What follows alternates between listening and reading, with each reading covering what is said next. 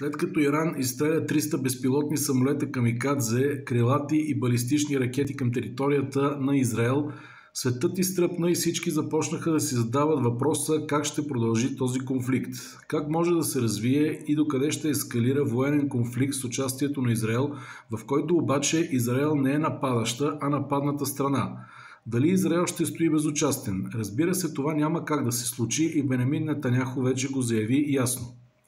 Междувременно Израел, Ливан и Ирак затвориха въздушните си пространства, а в Йемен, Сирия и Ирак се появиха слухове и подозрения, че има сили подвластни на Иран, които задълбочават този военен сблъсък. Конфликтът между арабските народи и евреите е библейски конфликт. Надяваме се неговият завършек да не е с библейски апокалиптични мащаби.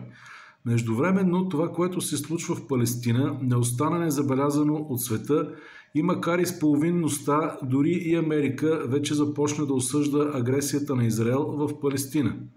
Всичко това обаче се случва със знанието на европейските лидери, които винаги мълчат наведено. Сега обаче Израел е нападната страна. Дали това е провокация, която трябва да завърши с победа за Израел? Дали нещата ще се развият по начин, който никой не очаква?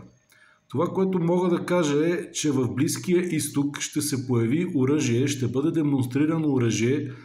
Не се наемам да прогнозирам дали от Израел или от някоя от арабските държави. Не, че нямам своите подозрения, но не искам да ги споделям, за да не се внушават излишни инсинуации, които в последствие могат да бъдат атакувани от така наречените добри сили, но в Близкия изток предстои да бъде извадено и демонстрирано оръжие, което светът досега не е виждал.